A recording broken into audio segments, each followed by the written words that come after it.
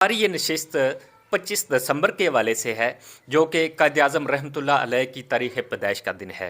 हमें ये पैगाम दिया कि इसकी बुनियाद जो है ईमान, इत्तेहाद और तंज़ीम के बेस पे होगी।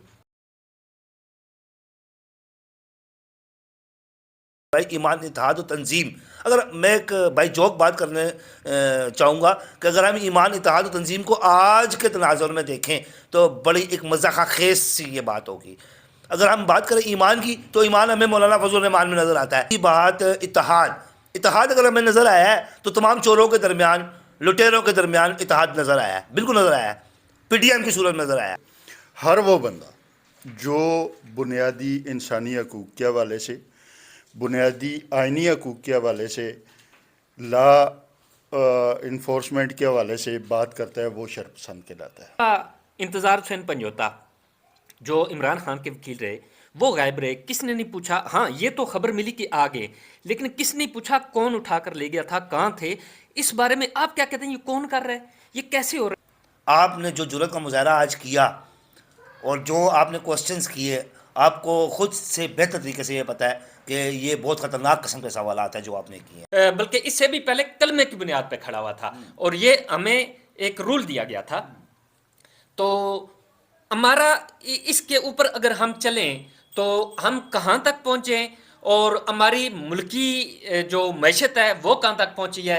हम अगर मैशत को देखते हैं तो वो हमें कुछ नज़र नहीं आती। तो बाकी रह गया ईमान, इत्तेहाद और तंजीम की जहाँ तक बात रह जाती है, वो अब सिर्फ़ और सिर्फ ये स्कूल के माथों का, सरकारी इदारों के माथों का सिर्फ झूमर बन कर रहा है। वो उसके मुताबिक चल रहे हैं।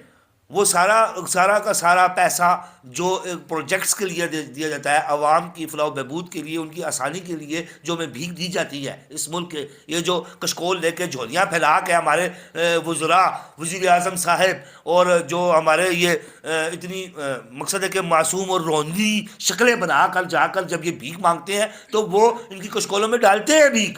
ईमान किस लेवल पे जा रहा है? तो शहबाज शरीफ ने सरेआम रिपोर्टर्स के सामने खड़े होकर ये कहा था कि उफ उफ उफ उफ, इन्होंने एब्सोल्युटली नॉट कहे कि ये कर दिया है कि जो आज हम एक रोटी खा रहे हैं क्या हम उससे भी महरूम हो जाएं? नाउज़ुबिल्लाह। इन्होंने अमेरिका को अपना एक राज़िक समझा हुआ है। एक्चुअल ये बीच में सब एक दूसरे का करता करता है, एक ही थाली के चट्टू बट्टू हैं। तो बाहर के हुक्मरान जो हैं वो भी उस सिग्नल पर खड़े हो जाते हैं, उसका एहतराम करते हैं। अगर ना करें तो वो भी कानून की गिरफ्त में आ जाते हैं। कब हमारे मुल्क में ऐसा होगा सर? ये तो मुझे आइंदा कई सालों तक ऐसी चीज़ नजर नहीं आ रही। मतलब एक उम्र बीत जाएगी शायद हमें इस ख्वाब की ताबीर पाने में। इस वक्त आपके पास 4 एयरलाइंस चल रही हैं पाकिस्तान में। ठीक है जी। 4 में से एक आपके पास कौन है? PIA है। 3 आपके पास प्राइवेट एयरलाइन चल रही हैं। मुझे ये बताएं कि वो तीनों मुनाफे में जा रही हैं और आपकी PIA लॉस में जा रही है, क्यों? ये सरकार के पास है कि ये सरकार के पास है। इसको मैनेज करने वाले वो बुद्धू बैठे हैं जिनको पता ही नहीं कि हमने मैनेज कैसे करना है। यही हाल स्टील मिल के हवाले से मैं बात करूंगा। स्टील मिल आपकी कब से खसारे में जा रही है, बल्कि बंद हो चुकी है।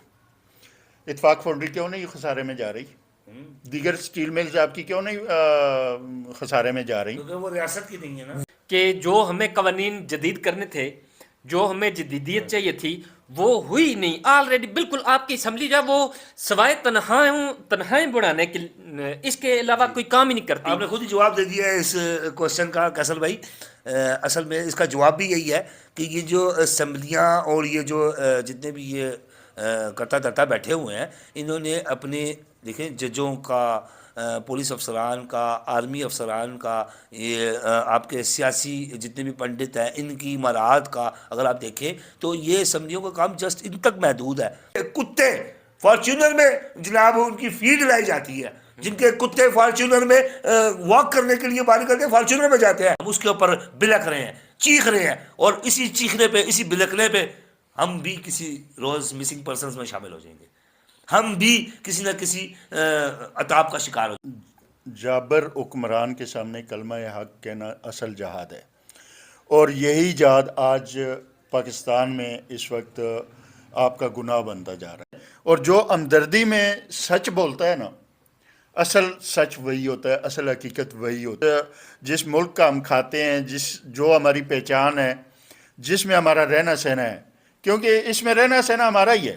یہ جتنے جرنیل ہیں، ہمارے موجودہ آرمی چیف ہو گئے، گزرے جو جتنے بھی ہیں، انہوں نے ریٹائرڈ ہونا ہے، 24 سے 48 گھنٹے کے اندر اندر انہوں نے باہر چلے جانا ہے. اور میں اس بات کے ساتھ ساتھ یہ ضرور ریکویسٹ کروں گا، کوئی اللہ پاک ہمیں ایسا حکمران دے کہ جو ایسا قانون بنائے آنے والے وقتوں میں کہ جتنے بھی یہ اہم عہدوں پہ رہنے والے ہیں، چاہے وہ جرنیل ہیں، بیوروکریٹس ہیں، سیاستدان ہیں، کوئی بھی ہیں، جب یہ اپنے عہدوں سے ریٹائرڈ ہو جاتے ہیں تو ان کو کم از کم 15 سال تک ملک چھوڑنے پہ ان کی پابندی ہونی چاہیے. کہ یہ جو ہمارے اوپر حکمرانی کرتے ہیں، حکمرانی بہت سے لوگ کرتے ہیں، میں صرف ایک کی طرف اشارہ نہیں کروں گا، وہ بھی جو نظر نہیں آتے اور وہ جو نظر آتے ہیں، ان دونوں پہ اگر یہ قسطن لگا دی جائے کہ انہوں نے واقعی اپنے جو ان کا سروس کا دورانیہ ہے، چاہے وہ کس سیٹ پر ہوں، حکمرانی کر رہے ہوں. ذوالفقار بھائی نے بڑی اہم بات بتائی کہ اگر ان کا باہر جانے پہ پابندی لگا دی جائے کہ یہ 15 سال تک نہیں جا سکتے، تو یہ بڑا ہی زبردست پوائنٹ ہے. اور میرا بھی ووٹ اسی کے حق میں ہے، اور اس سے بہت ساری میرا خیال ہے پیچیدہ مسائل اس سے حل ہو سکتے ہیں. سر یہاں پہ جتنا بڑا ڈاکو ہوگا، جتنا بڑا بدماش ہوگا، جتنا بڑا قاتل ہوگا، وہ یہاں کا وزیر اعظم بنے گا، وہ یہاں کا منسٹر بنے گا. اور ٹیگ کیا لگایا جاتا ہے؟ یہ غدار ہے. ٹیگ کیا لگایا جاتا ہے؟ یہ کرمنل ہے. اگر ہم اس کو کھولیں، کوئی صحافی کوشش کرتا ہے کہ یار اس کے حقائق کو سامنے لے کر آؤں، اس کی پوری نسل کو غائب کر